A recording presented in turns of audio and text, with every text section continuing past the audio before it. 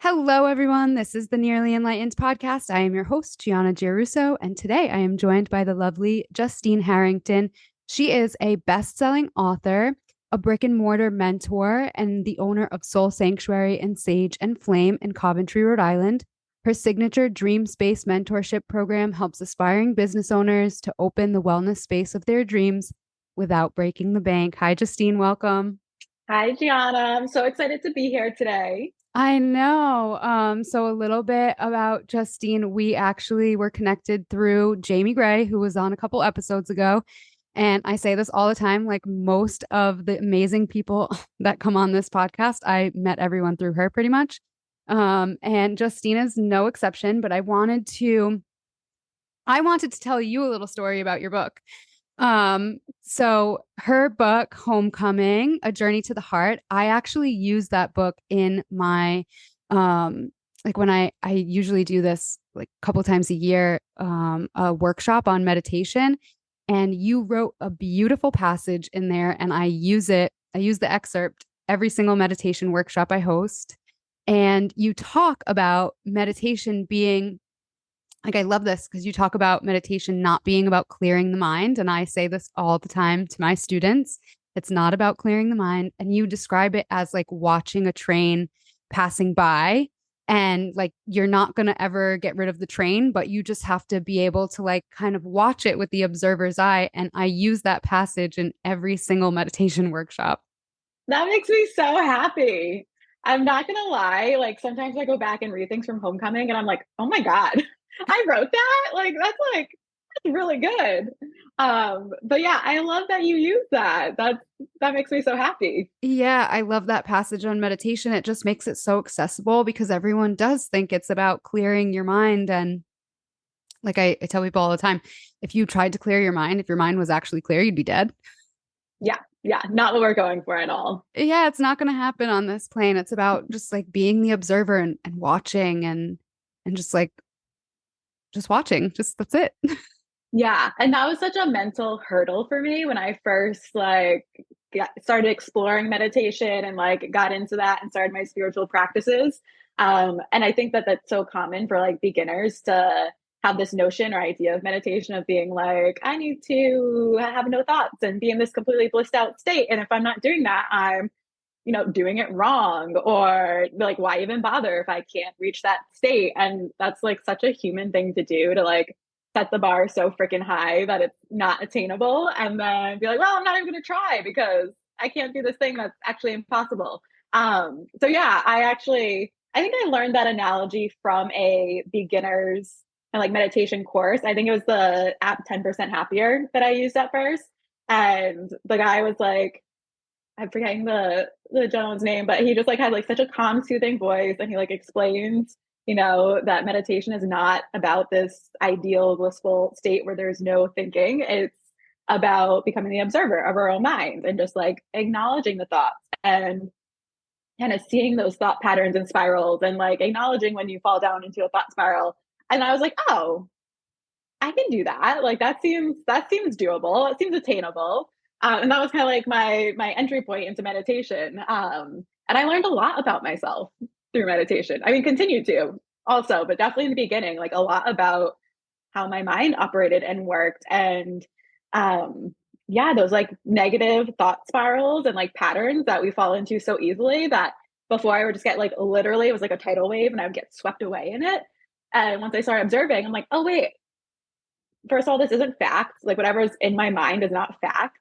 And I have control. I can stop it. I can be the observer. I can distance myself from it. And so like that was really powerful in the beginning of my own healing journey to self-discovery, just becoming more self-aware, like really powerful. Because I think for a large part of my life, like I thought that everything my brain was like facts. Yeah. I think that's so relatable. And that's like part of my work too. It's like the work that I've done. I've talked about it in past episodes with break method and the self-study. And yeah, it's like a huge part of meditation is learning that like you're not your mind, you're not your thoughts, and you can control them. It just takes a little bit of practice. Yeah, absolutely. And like the more I dove into it and realized like how we are wired as humans. Like our mind is fear based. So like a majority of our thoughts are fear based and are kind of those like, it can be easy to like get swept up in those doomsday scenarios and those what ifs, like those highly hypothetical, not at all realistic what ifs that the mind loves to like that game it loves to play. And yeah, I realized like I was like kind of living in this like jail of my mind of just being afraid of everything and just like allowing those fear-based thoughts to really kind of like dictate my behavior,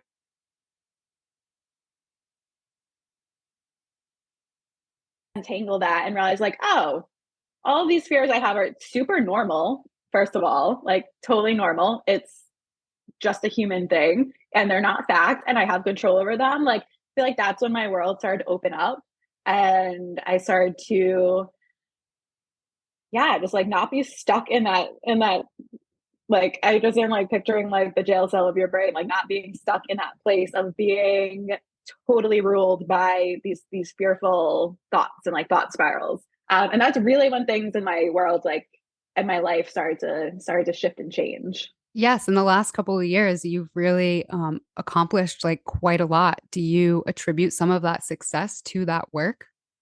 Oh, 100%. Yeah.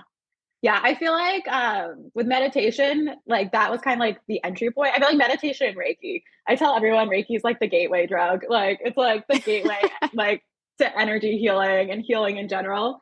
But I would say meditation and Reiki were like definitely the entry points into deeper levels of healing for myself and just becoming more self-aware and the catalyst of so much change in my life. Like it's actually when I think back on the past couple of years, it's kind of crazy how much has changed. Like, and I say this all the time, like what has changed in my reality in my life is just a reflection of what's changed within myself. Like it was the limiting beliefs and the limitations I was putting in myself that kept me in certain patterns and my life looking like a certain way. And when I started to untangle all of those and kind of heal those where those beliefs were coming from, those past wounds, that's when like things really started to change. And it really is wild, like how quickly it can change. Yeah, I mean, I think we like virtually met in like 2020 because I think we were Jamie's like first Yes. kind of like students of her soulpreneur world. And like since then, yeah, the book came out and then you launched not one but two brick and mortar spaces. Like that is so crazy. So talking about that, like explain for people who might not be from Rhode Island, what is Soul Sanctuary? Yeah. So Soul Sanctuary is a healing collective and gathering space. It is essentially a collective of holistic health and wellness practitioners who all work out of one space. We have, I believe, 15, maybe 16 practitioners who work out of the space. So everything from traditional talk therapy to a shamanic healer to a mindset and mood coach, a medium, Reiki, um, a holistic spray tan, esthetician, massage, reflexology. I'm sure I'm missing things too, but we have a lot of different modalities and services that we offer. Then we host classes as well, so classes and workshops. So it's really kind of that one. My intention with it was to both build a community with service providers and also to be that kind of one-stop shop, for lack of a better word, for people who are interested in personal development, healing, growth, and spiritual self care. And I think it's like with healing, anyone who's kind of in this world knows like there's no one thing, there's no one modality, there's no one solution or fix or anything. Yes, So it's just not really one like size fits all at all. no, never. And like what you need today is gonna be very different than what you need in a month or in 6 months or in a year. Like as you evolve, your needs evolve. So like I said in the beginning, like for me, Reiki and meditation are kind of like the gateway into a lot of different modalities that I explored, a lot of different and deeper layers of healing. So I really wanted to have a place where like you could find all of these modalities. Like maybe you come in for a Reiki session or for a massage and then see all the other services that we offer, or have a like the service provider that you're seeing can recommend somebody else if you want to continue your growth or exploration. So just really that place where like you can build a trusted network of wellness professionals, And like for me, I really just wanted a place where like I could connect with other people who are like-minded, like-hearted, like-souled people. Like as business owners and entrepreneurs, I feel like it feels like it can feel very isolating. Like, I'm running this business by myself, I'm in this by myself. And like I very much don't believe that's how it needs to be or how it is. So I really want to like build that community for me of like the people that are doing the same things that I'm doing and have the same goals that I have and have the same values. So yeah, I wanted to start with like the practitioner community and then obviously have that ripple effect with the larger community and the clients that we serve. So that's Soul Sanctuary in a nutshell. Yeah, it's such an amazing place. If you're not in Rhode Island, you can still check it out online. A lot of the practitioners do virtual, which is pretty cool. And yeah, I mean, I've had Alyssa on, I've had Danielle on, so two people that are part of the collective, and um, Amy, like so many people are Mhm. connected through Jamie and then Soul Sanctuary. So it's been fun. Yeah, a lot of the Soul Sanctuary people also came from Jamie Gray. So she has that connector energy, I feel like. I know she really does. She really does. So what was part of like the driving force for creating this community? So I would say it started kind of with what I was just saying, where like I was craving a sense of community. I don't think that like this wasn't necessarily intentional, but like when I opened Soul Sanctuary in 2022. So I signed the lease in the summer of 2022. We opened in September, and like that was obviously the kind of the time that people were like re-emerging into the world fully and like getting back to in-person gatherings. I feel like we kind of like forgot how to do like in-person things for a while. Like everything turned to virtual and Zoom, and like people just stuck with that. And I'm a fan of virtual things, for some things, but like you just also can't beat that in-person connection. And I read a statistic the other day that I'm not gonna say exactly right, but it's something like people are like 85% happier when they have healthy relationships in their life. And I really just wanted like that's what I was craving.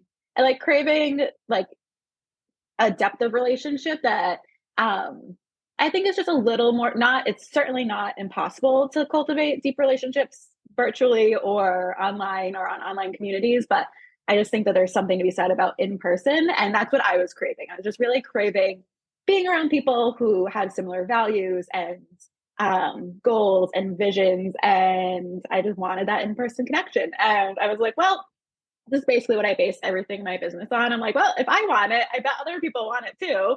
And it was just like literally the perfect time where I feel like the world like was realizing how much we need that in-person connection, and like a lot of people were craving that and like really wanting to get back to that.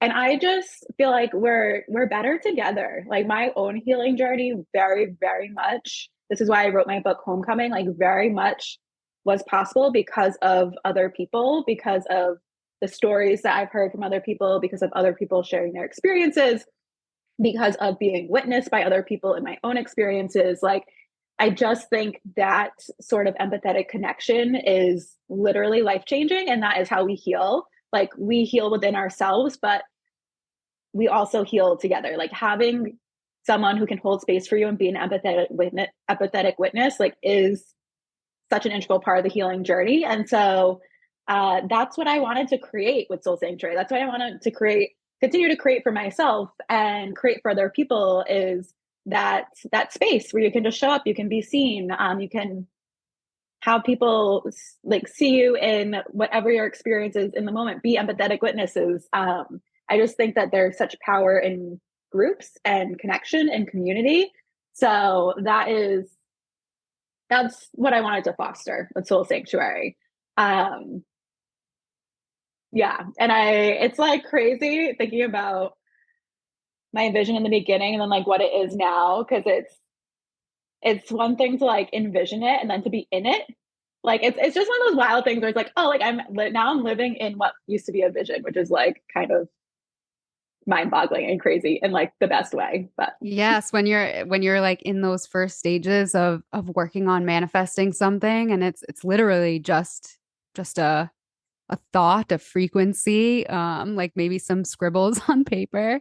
And then to Mhm. be in it and see it come to fruition and be kind of like looking back and being like, wow.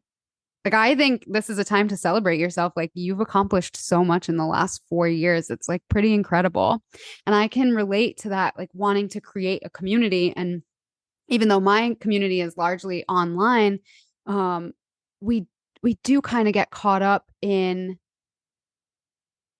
connection from the internet versus like that in-person connection. And like even though we're connected via the internet, it's not that it's not real, but it lacks there's something lacking there. It's different in person, and I can see that getting back to teaching yoga regularly. I'm teaching now like 9 or 10 classes a week, and just being in that space in person is just my energy is even different. It just I show up different. It's um just like chatting with people, getting to know them and seeing them before and after class versus like, okay, meeting over and Yeah. Yeah. There's yeah, at like the end of like a Zoom call, there's like this like, okay, like this like instant disconnect. yeah, yeah. And like, I'd like to hold space for like a little reception, a little more connection. So my classes are always those classes where people are hanging out 30 minutes after class. Like we're chatting, we're catching up. People are telling me what their day is going to be like and the classes that they're going to next and what they thought of my classes from last week or whatever. And I I think we've all 2020 made us realize like we've taken those little moments for granted.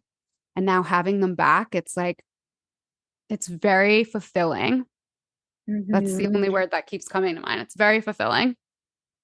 Yeah. And it really is like in those little moments of connection, they like that. I mean, that's I feel like that's such like an integral part of like being human. Like there's like those deep, meaningful like moments of connection too, where you're like you can be vulnerable, you can be seen, but like also just those little micro moments, those little like everyday moments that we might just kind of skip over. Like that's I feel like that is such an integral part of like how what we need as people and like how we feel connected as people. Um yeah, I before I opened Soul Sanctuary, I worked fully remotely, like even before 2020. I was always remote and the whole like it's just makes like my day so much different and like my energy so much different to like have people and like have an office that I go to with people that I genuinely love to be around and like enjoy chit chatting with and like can just talk about like all the strange bizarre things that that like you can't might not necessarily be able to talk to like everyday people about. Like I literally cultivated a space where like I have my people right there. And so that's yeah, it's really a very different yeah, it's a different energy, a different feeling to like have have that in person instant access to people that I was definitely missing working remotely. Like I worked remotely for like 7 years. Oh wow, And so that's I a long never time. yeah, I like never had that in-person office environment. So naturally when I was ready to transition to that, I had to make it be the exact ideal, perfect in-person office environment for myself. Yeah, for sure. And what was that jump like from going working remote to writing the book to then being like, okay, I think I want to open up a space? Yeah, you were talking before about the kind of like the manifestation process.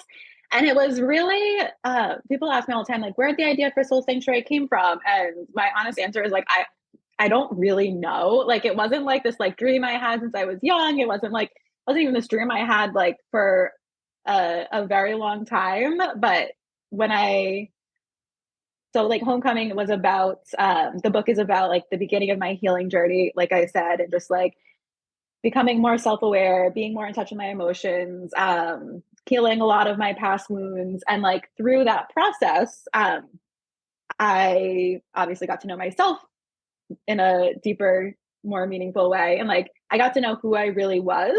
And I very much credit that work to kind of opening up my um I I was going to say my eyes, but it's probably more accurate, my soul, to what I actually really wanted. And that's when I had this vision for like an in-person community space based around like personal development and spiritual growth, essentially. And I was like, oh yeah, that sounds like really, really fucking cool. Like I think I'll do that one day. Like it was like obviously like I'm not gonna do that now. Like I had a career that I enjoyed. I was building my coaching business and I was like, that sounds like something I'm gonna do once I like check all the other boxes in life and then like feel quote unquote ready to do that. And like literally within a month, it went from like, that's my one day thing to like, no, I think I need to do this now. And it really was an energetic thing. Like I just started to feel like I could feel the energy of the space start to come in. And it was really the energy of the community, I think. And this is what I very much believe. Like anyone who has any idea, whether it's for a physical space or a business or a hobby, like whatever, like these ideas hold their own energy. Like Soul Sanctuary already existed on some level, like in some on some plane and had its own energy. Like it already existed. And when I started to open myself up to it, I essentially was starting to like embody this energy and bring it down into earth, bring it down into this reality. And the more that I did that, like just the more inevitable it started to feel. Like I could feel the energy of it starts coming in. I could feel the energy of the community. And once I could start to feel that, like I could also feel how much I wanted that and like how much that like there was like it started to feel like there was like a hole in myself in my life that like this is what was going to fill the hole. So it was like the more I kind of like open myself up to and embody that energy, the more I could feel like the lack of it in this physical reality. And it just like really accelerated the timeline from like, this is like my one day like retirement thing that I'll do, you know, after X, Y, and Z to like, oh no, like this, I feel like this needs to happen now. And so like from when I first started to have the idea to when I first started to look for spaces, there's probably only a couple months. And it really just like I very much credit it to like me being open, like my channels were open to it and I was open to receiving this energy and the vision for this and just like continuing to connect with it. I really just feel like I started to like bring it down into this reality. And once that happened, like once that started, like there was no like for me, there was no going back. I'm the type of person that like once I know like once I have a vision or like once I know something needs to happen, like I'm gonna do it. I can relate to that. I'm like a jump into the deep end kind of Yeah. girl. Like we're not dipping Yes. our toes in, we're gonna dive right in. Yes. Absolutely. So yeah, that was like kind of how it all started. And then from there it just like moved very quickly. And I really do think a big reason of that is because I was, you know, I was open to it and I started to connect with the energy and bring it down. And yeah, like I said, like once it was here, it was like, and I'm not going anywhere. Like we're doing this.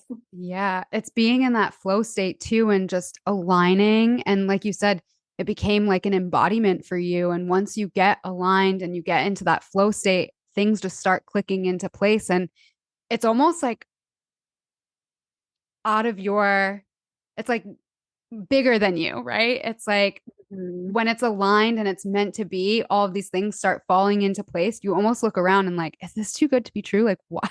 How is this happening like this? But when you really do the inner work and embody, I just think it comes much more naturally. You're not fighting against it. You're like going with it. Yeah. Yeah. And then like once you're in the flow, like you can be in it so much like there's no stopping it. Like it's like picture the flow of a river. Like that current's going and you're in it.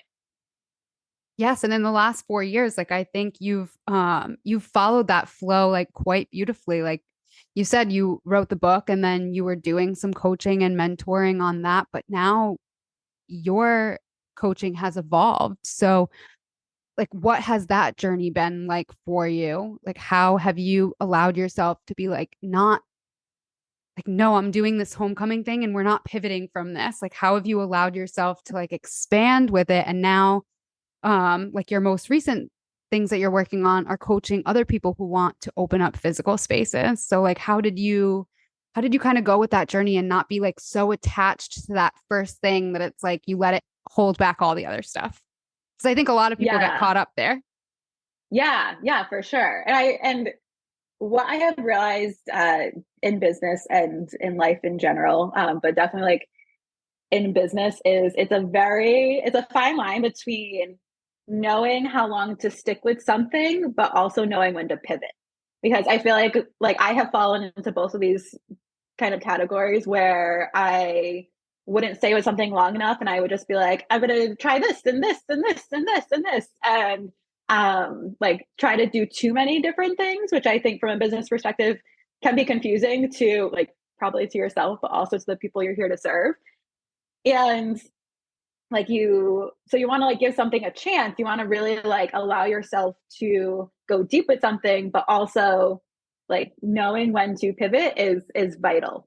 And so I've just always like with my pivots, I feel like they've always just come really naturally. And what I coach on is always has been since I published Homecoming to now. It's always a reflection of where I am in my journey. And like as coaches and guides and mentors, like we can only lead people to the places that we've been.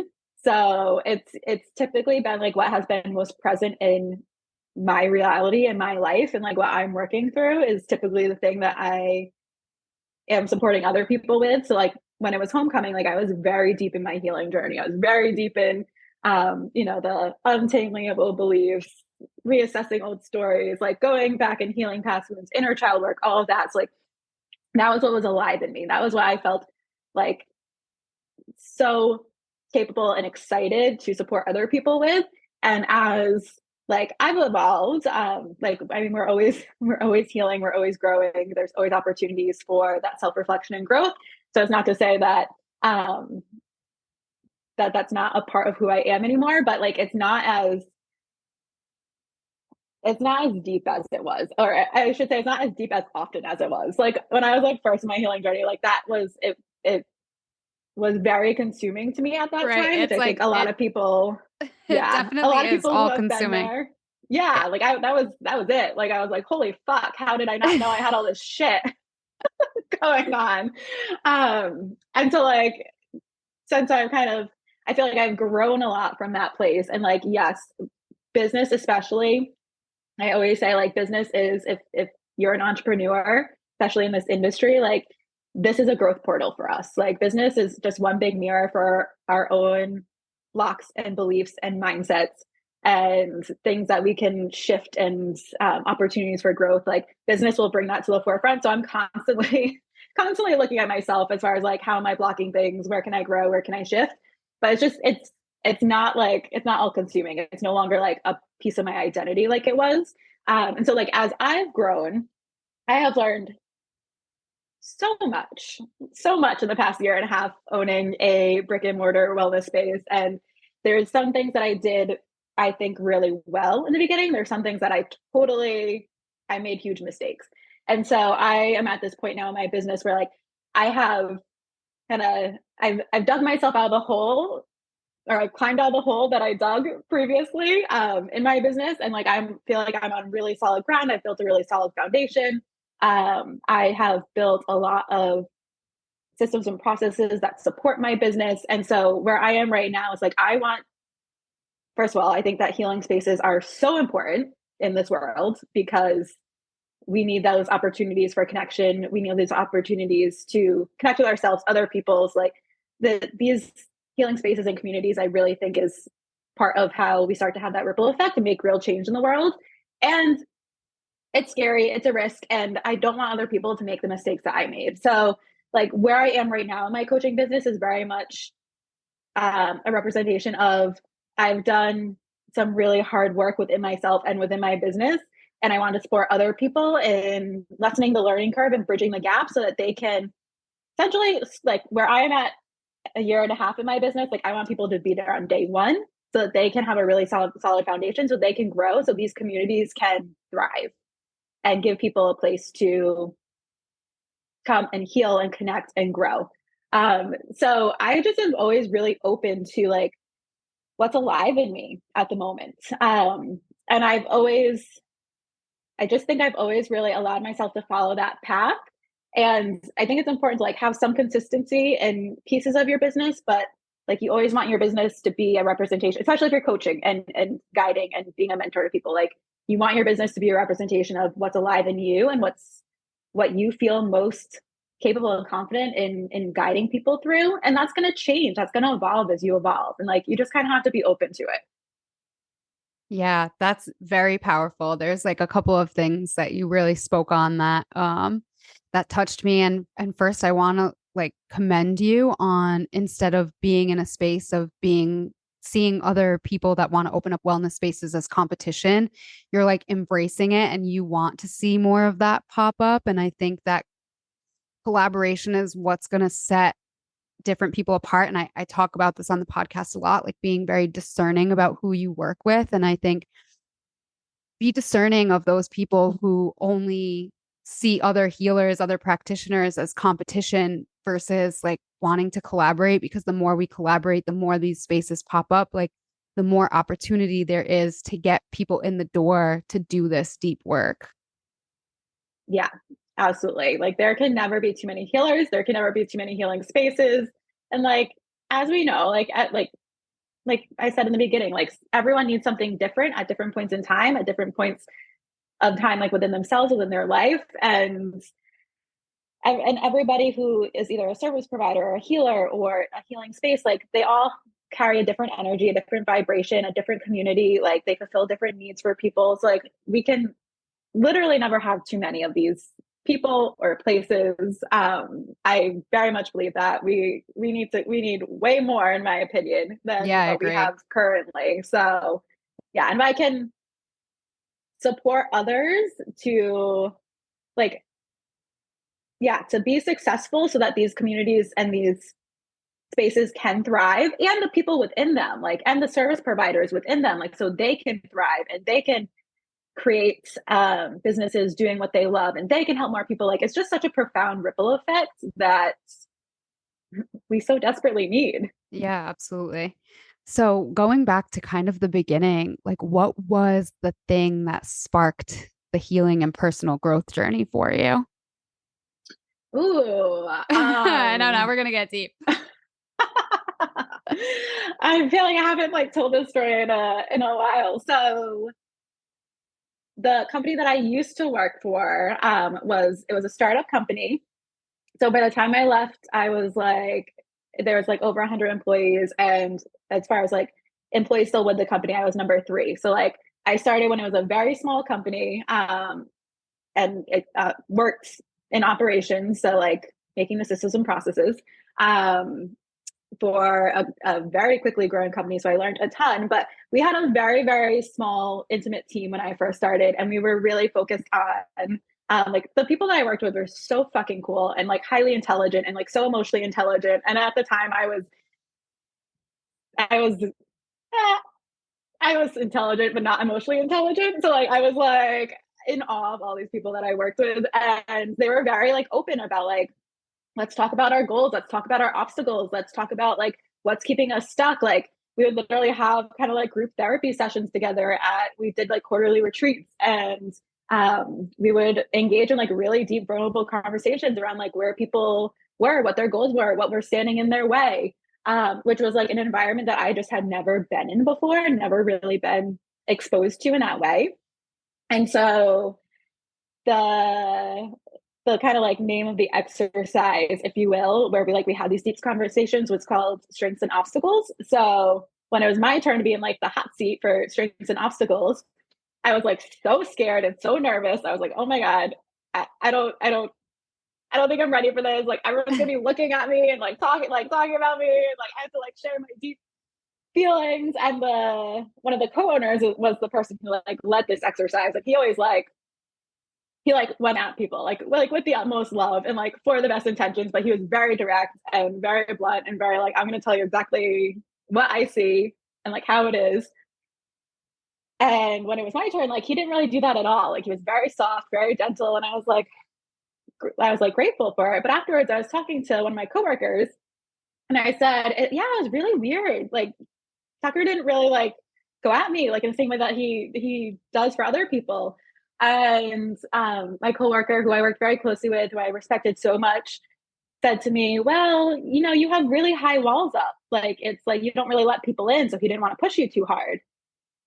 And I was like, I'm sorry, what? Wait, what? I have walls up? Like, I don't let people in? Like, it was just the first time that anyone reflected that back to me.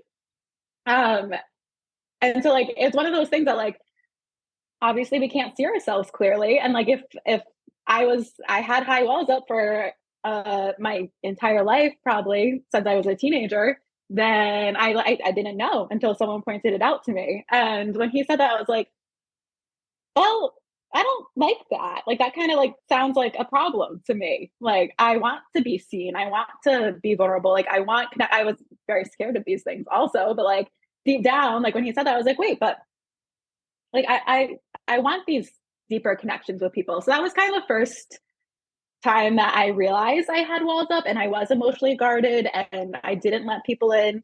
And part of that was like I wasn't in touch with my own emotion. Like, I had walls up with myself, which I hadn't realized. And I was emotional, like I wasn't in touch with my own emotions. So that was kind of the eye-opening experience where I was like, okay, I think that I want to explore this. I want to see where these walls come from, what these walls are, like see how I can be more open and like let people in and make deeper connections with people.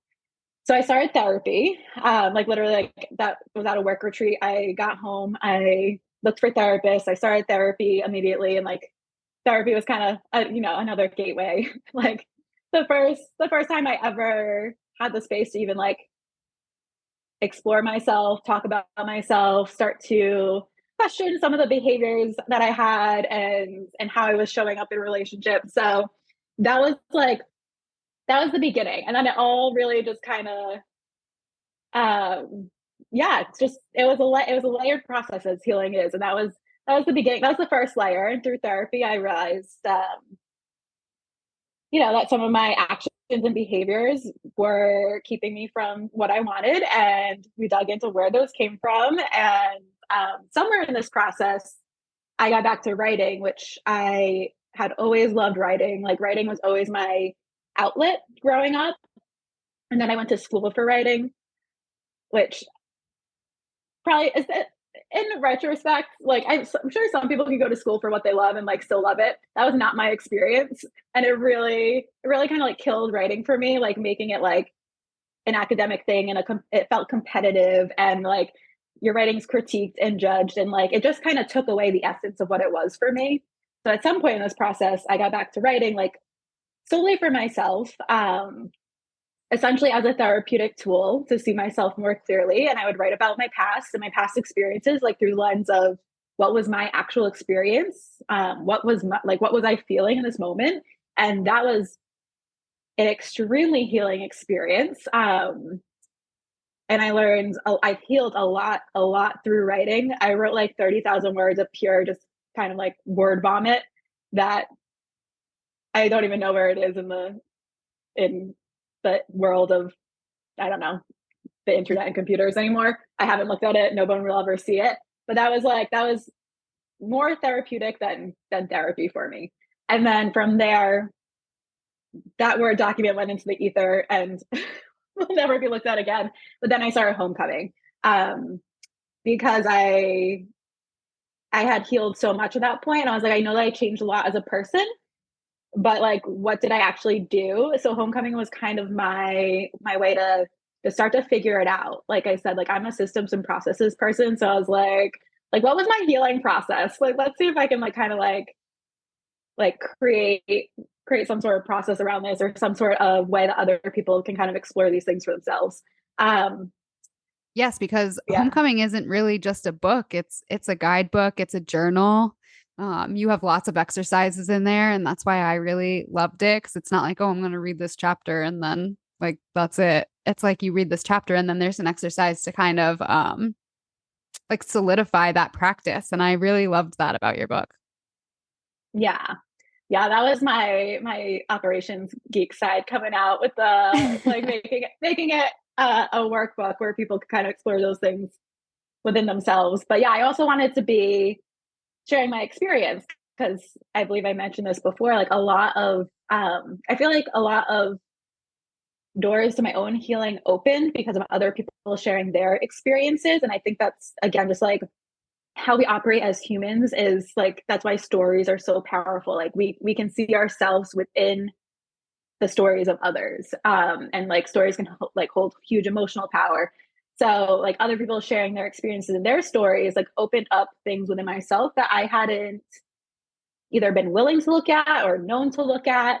And that was really, really powerful for me. So I also wanted to like incorporate my own story into homecoming too, and have it be like, hopefully, potentially can open up doors for other people to see themselves more clearly. And then those exercises to like dig in and actually explore themselves in that way. And kind of like organize, like when you're going through this healing process, especially if you're new to it, like it can feel very messy and you kind of like feel very scattered and like you have all of these things coming up that you've been pushing down for like years and decades. And then all of a sudden it's just like coming to the surface. So I really think it's a great way to like kind of organize that or organize the feelings and just like the things that come up, um, and kind of help make sense of it. Yeah. Because Yeah. even I feel like you were saying about being an entrepreneur can be very isolating. I think when you're in the beginning stages of the healing journey, that can feel very isolating as well. oh, 100%, which I feel like that's why like other people's stories and experiences can resonate so much because it's like when you're in that space, you feel so alone. Like you feel like I must be the only person that feels this way. And like that's like it's an all-consuming, overwhelming emotional experience of like this must just be me. And then to hear stories and experiences of other people that might look a little different, but like at the core, it's like it's the same feelings, the same things that we're working through, I think is so powerful to like know that we're not alone in our really, even if something is really big and really overwhelming and feels like it's too much, like, you know, those big healing emotions, like Yeah. it can feel like you're in it on your own, you're in it by yourself, and in reality we're not. So like think that that is such a, yeah, it's like a life vest when you're like feel like you're Yes. like drowning in it. Yes. Yes. Especially like now, even in creating this like physical space and having all of these different practitioners, like you said, like you're going to need different tools at different times. And knowing that and being okay with that and just having those resources available, like it can be a very like life raft moment. And I know, like, through my own healing journey, that's been my experience of like, okay, I'm not the only person that's ever gone through this. And like, I'm not the worst person in the world. And like, Mm-hmm. sometimes the biggest piece is that self-forgiveness. And I think that having other people who have done this work is a healthy reminder of like, oh no, we've been through something too. And like, you will forgive yourself, you will move past this. It's like, that's a great reminder to have because when you're in the thick of it and your feelings are messy, the just like the emotions, the things that are coming up are messy, it can feel like, oh, I might not ever get out of this. Yeah, it really feels that way. Like, and I think a lot of the feelings that we do repress and then have what comes up in our healing journey is a lot of those like the emotions that feel all consuming, like fear and shame and grief. Like when you're in it, it feels it feels never ending.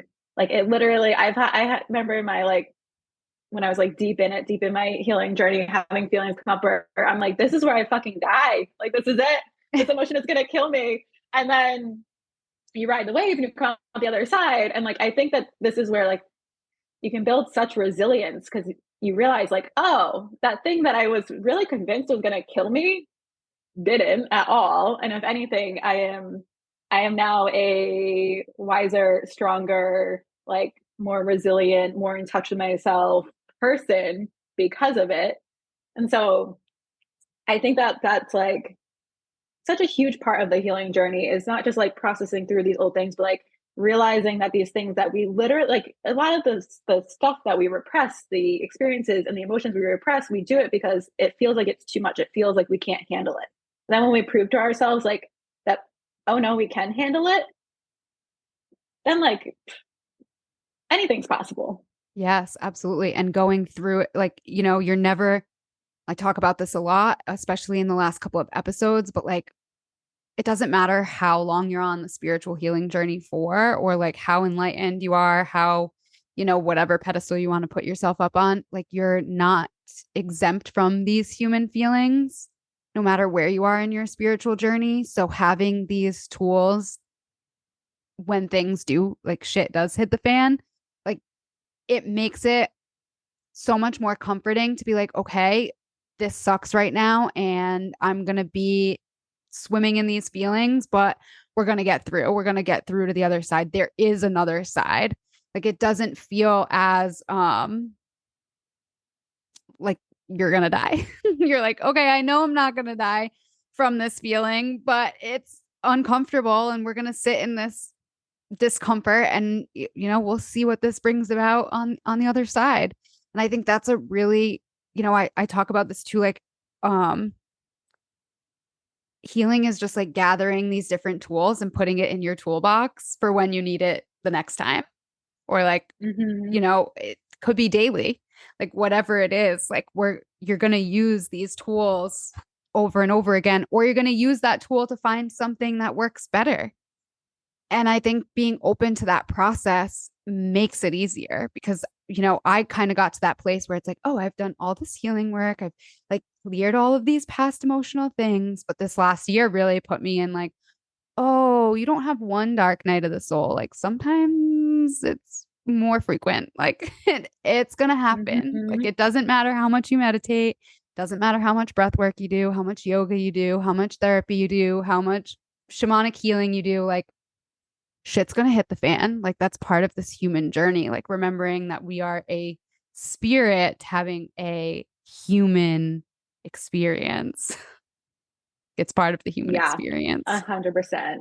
Yeah, we can't get away from it. My like new favorite line that I find myself saying all the time is like, it's just such a human thing. Like there's just so many like human things like that we all do that like, we're hardwired for survival, not necessarily for happiness or to thrive. So like at the end of the day, that hardwiring is very present and will try to take over. And it's just such a human thing. So now I just kind of like find myself laughing at it, like, oh, like this little self-sabotage spiral I just went down. I'm like, oh, it's just a human thing. Like, but like I have the awareness now that I can see when it's happening and stop it and dig into like why it's happening in the first place and like what's the real cause of this. Like I have the tools now to dig into it. Doesn't mean it's not going to happen. Right. And it doesn't mean that it's not uncomfortable, Oh because yeah. it's still Yeah. uncomfortable as fuck. Yes. Yeah. And that's the other thing I am constantly reminding myself is like, especially if like if you're pushing yourself, if you want to get to a new place, if you want things to shift in your life, like it's going to require sitting in that discomfort, like because anything new is uncomfortable, and it doesn't mean that it's wrong, it doesn't mean it's not aligned, it doesn't mean anything other than it's new.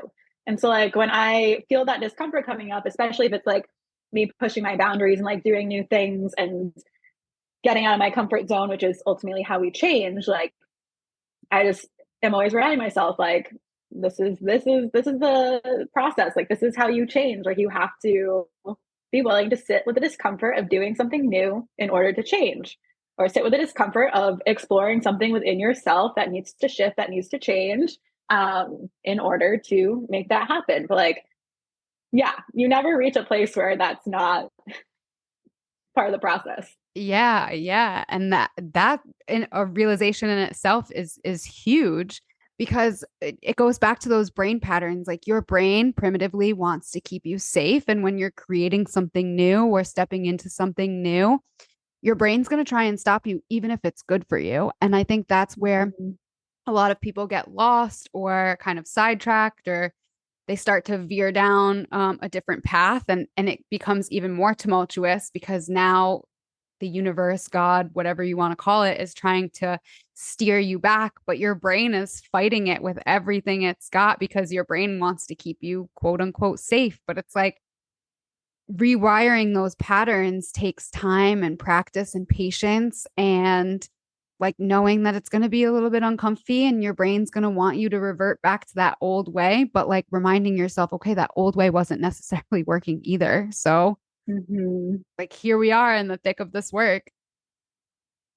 So, what are some of the tools that you're using right now to support you? Because being an entrepreneur, that takes a lot of time, effort, and like, what are some of your non negotiables?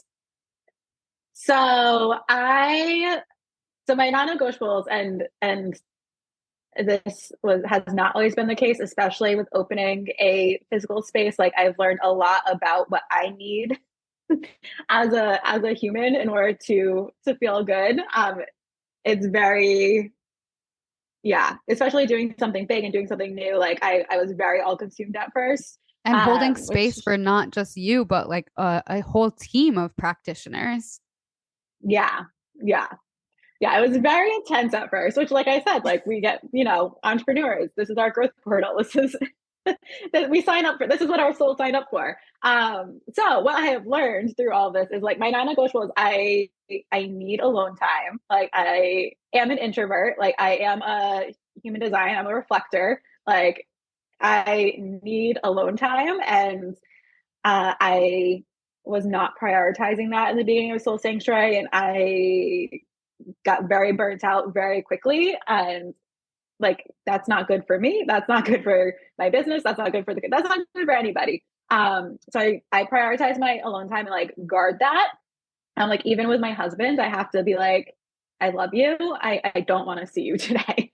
Like, I need my alone time. And like, I felt really guilty about that at first because it's like, oh, when I'm not working, like, I should be spending time with my friends or my husband. Like, I felt really guilty. And I had to come to this place of realization of like, no, I need to first and foremost honor myself so then I can show up in those relationships like as my whole self and from a place of feeling like really solid and grounded and not depleted. So number one thing is carving out that time. Like I literally have it scheduled into my Google Calendar, my me time. Um, I love that. I yeah. Oh, Because I then had you can't fake everything. yourself into like not taking it. No, no, it's on there. I have everything scheduled into my Google Calendar, like my outside time, my me time, like everything. That's so Um, funny. yeah, that's my masculine energy coming out. Coming out strong. So yeah, prioritizing and like being accepting of the fact that I need that alone time and prioritizing it. And I do work with a business coach, which I've always worked with a business coach. Like when I first started working with Jamie Gray, like you said, I think we were her like kind of first ones. I didn't even have a business yet, but I was like, I know I'm here to do something. I have no idea what it is, like, but I need help figuring it out. So I've always worked with a business coach, but that will always be a number one priority. And I always work with soulful business coaches as well. That like inner work is a big part of what we talk about. Like getting those reflections from somebody else. So it's not just like business strategy and support. It's also like you as a human within the context of your business. So that is very helpful to me just to have that kind of unbiased opinion and perspective on myself as an individual, as an entrepreneur, as a business owner, and my business. And journaling always, I will always be. I've actually been more into voice noting, like voice memoing myself lately than journaling, which is funny. But that's like kind of my form of journaling right now. But just having that outlet where I can like release and let go and explore, and like there's always things that come up with when I give myself that space. So like, and this is why I love writing so much. And this is why I wrote a workbook where people have prompts to explore themselves, is because I think it's a way to kind of bypass your ego and like your everyday mind and tap into that subconscious a little bit and like tap into those subconscious layers. And whenever I give myself the space to journal, especially if I'm feeling stuck around something, especially if like a pattern's coming up, like I typically find a little golden nugget in there and like an aha moment. So like journaling or voice memoing myself. Like I'll just record and talk kind of thing and just like let it flow. So Do you those ever are go back and my listen? not no, not really. So it's just to get it out. Yeah, just to get it out. Yeah. I feel like it's kind of like my vomit draft. Like I'm just gonna get it out and it's gonna be there and I'll get something from it, but like don't need to go back. I might adopt that. Yeah, it's a good one. I feel Yeah. like it's a very similar vibe to journaling, but a little more efficient, which I like efficiency. Same. Alyssa was laughing at me the other day because I was like, oh, she sent me like a it was like an hour, 15-minute video, and I was like, oh, but there's no way to speed up the audio. And she was like, what is wrong with you? And I was like, well, once you get used to that, like I can get the same information in half the time. Like that's what I want. Yep. Yeah. I love to listen to audiobooks on at least 1.5 speed. Yeah. Yeah. Same. I listen to all my podcasts. This is crazy, but on two times speed, and it's insane. But your brain gets used to it, and Yeah. you can still comprehend. So it's efficiency. I feel like it almost forces you to pay more attention because like I can like zone out really easily Yeah, when I'm listening to something. So I feel like that almost like forces your attention a little more. So it really does. The first couple of times you do it, it's like it's the same thing as like a growth experience. It's like, oh, this is weird. Like, I don't know if I like this. And then like yeah. three podcasts later, you're like, oh no, I need to listen to it like this. Yep. Yep. There's no going back. Yeah. It could be dangerous. Because now I was like, I'm sorry, Alyssa, I can't listen to this. Like it's too slow. Like I need to speed it up. Yeah. I get that. If somebody wants to work with you, what are your current offers?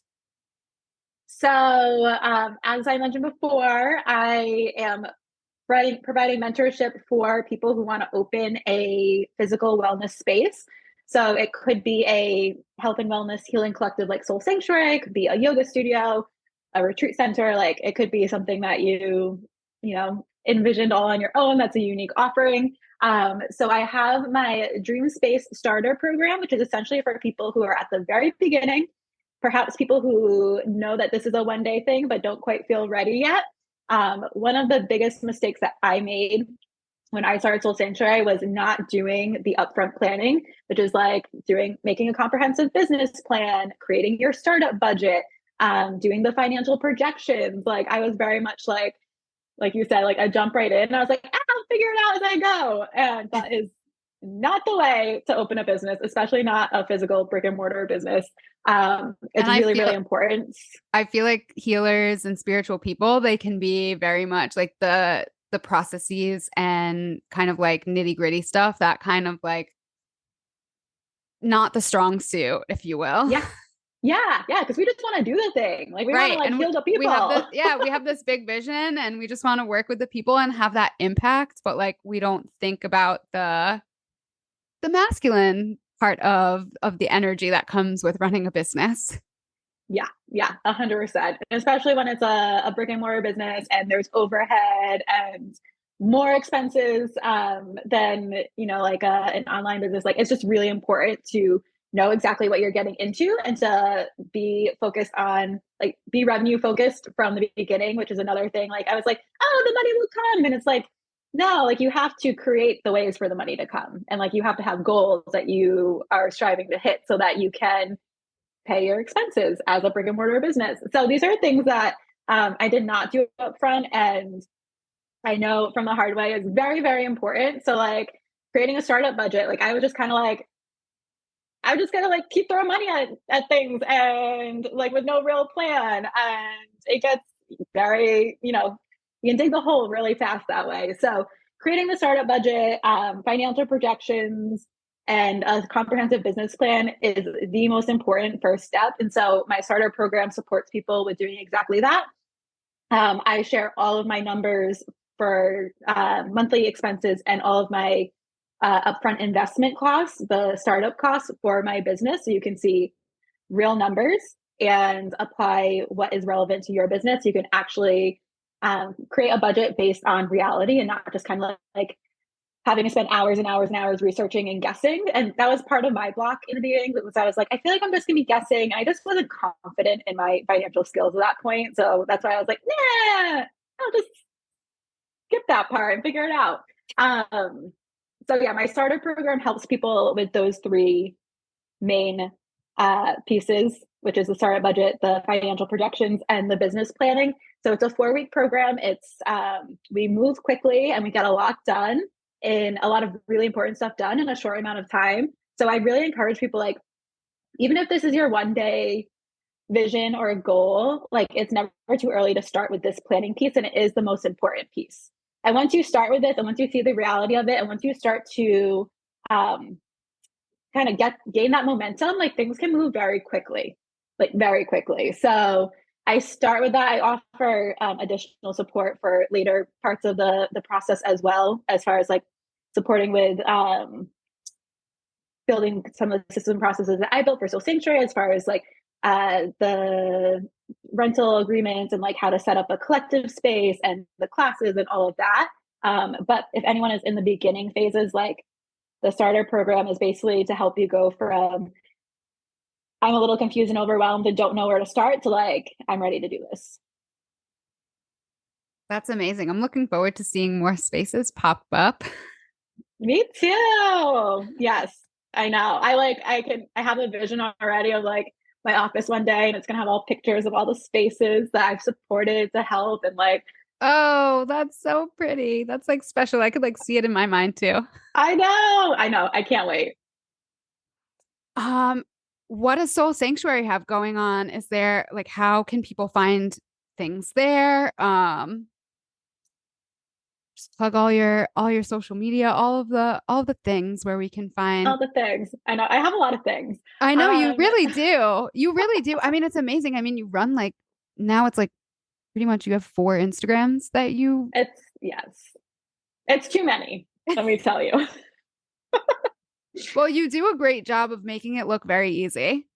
Thank you. It's my systems and processes that I've built that help it to be very easy. Yeah, so Soul Sanctuary, we always have a ton of classes going on. I really try to put out like fun, unique, different classes that you might not necessarily find other places. We do have a membership program at Soul Sanctuary as well, which gives you access to all of our community classes every month. So some examples of those are, we do a new moon circle, a full moon circle, a book club. We have a coloring night. So lots of different types of classes included in that. It's a very community focused program as well. We have a lot of amazing women in the mentorship, in the membership. Close.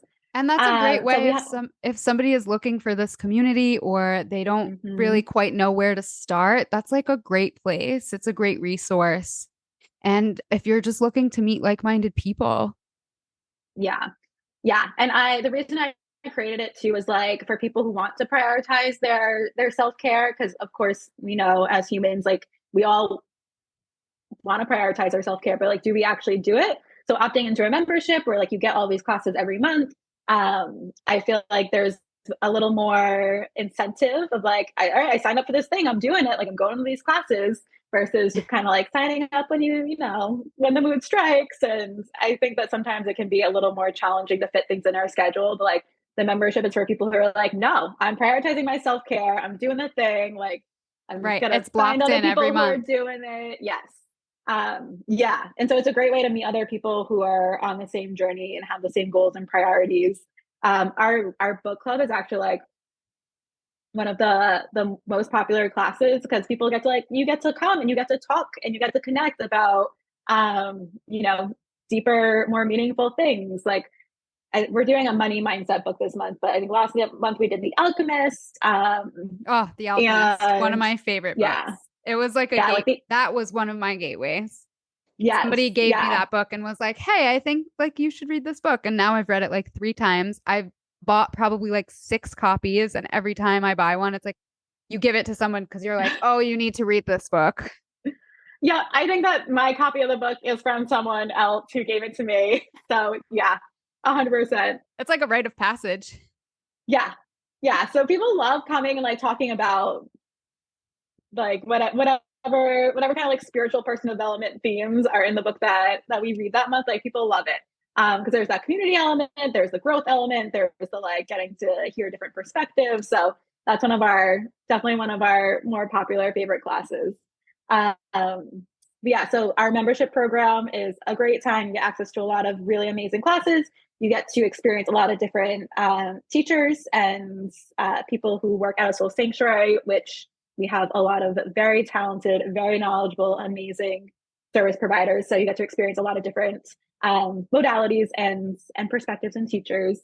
And we It's a have great Sage and way to Flame. it's a great way to find those tools, like because, Yeah. therapy might work for someone, and somebody recommends therapy to you, but then, you go to a couple of sessions and you're like, oh, I don't know if this is for me. But then you might find breath work or like Reiki or whatever it is, insert your modality. And that might just be a better fit. So, like, be willing to try and explore and experiment because, like, a lot of this is just experimenting. Yep. Be willing Yep. to try and to give it a chance. And, I tell people all the time who aren't open to yoga, it's like, well, go to 3 classes from 3 different teachers before you make your mind up.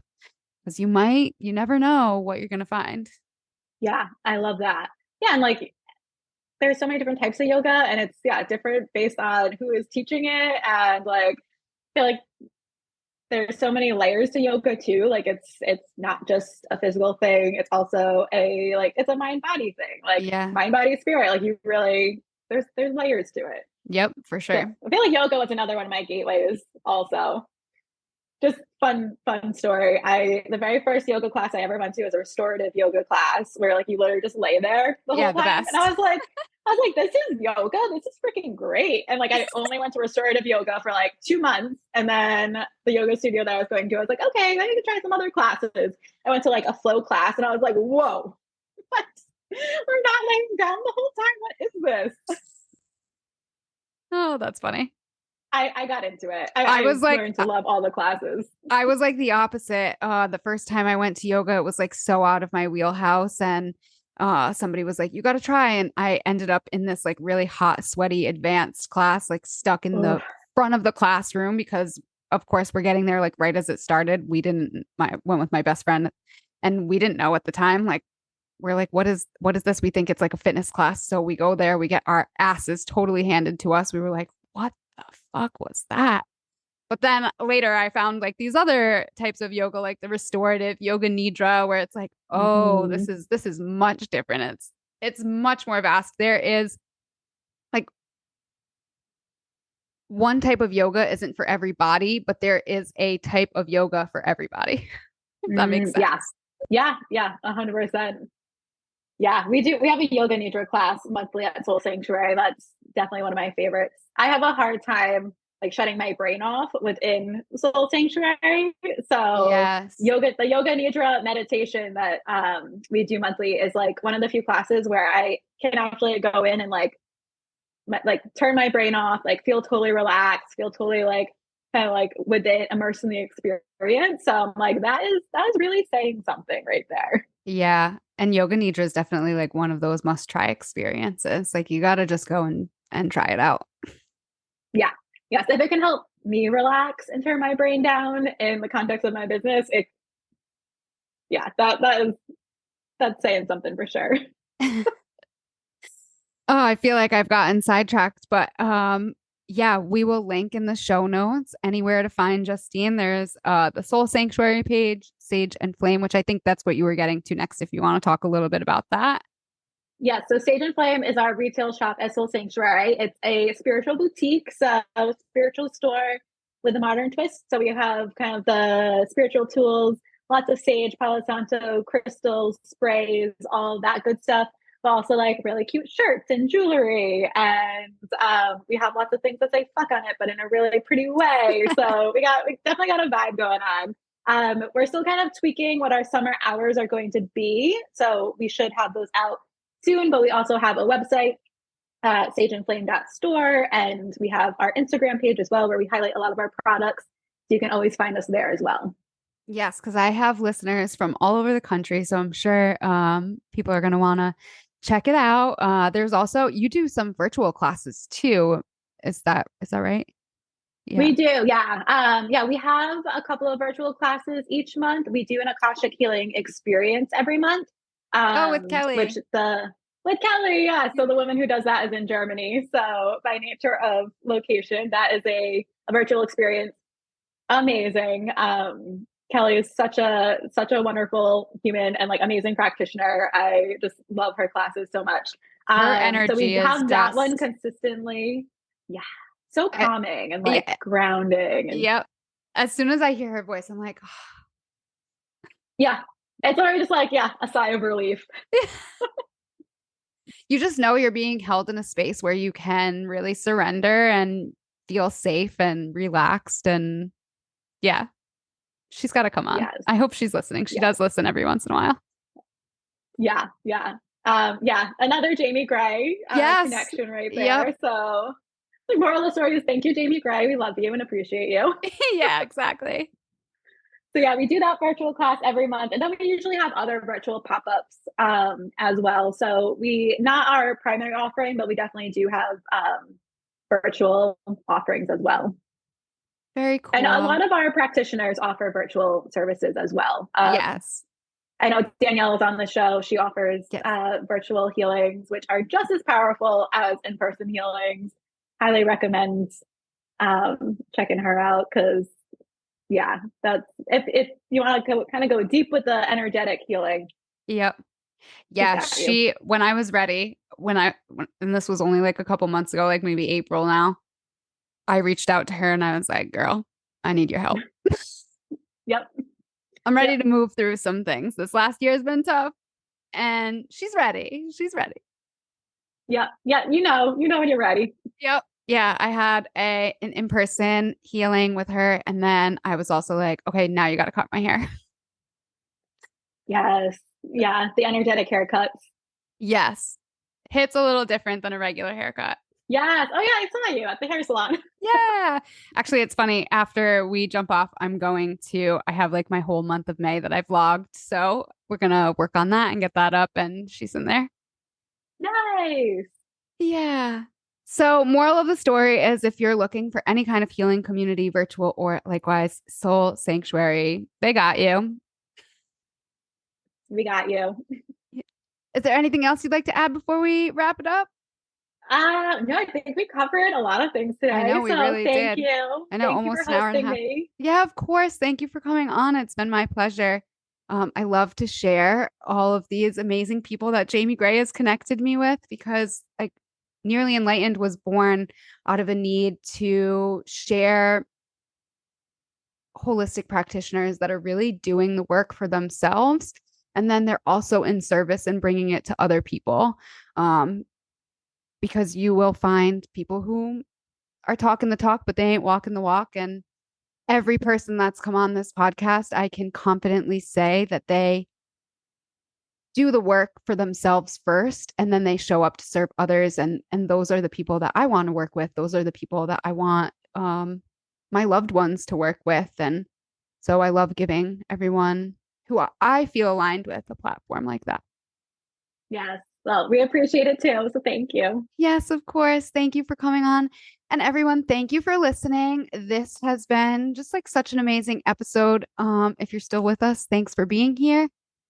Feel free to like, subscribe, share with your friends, and I will see you on the next time.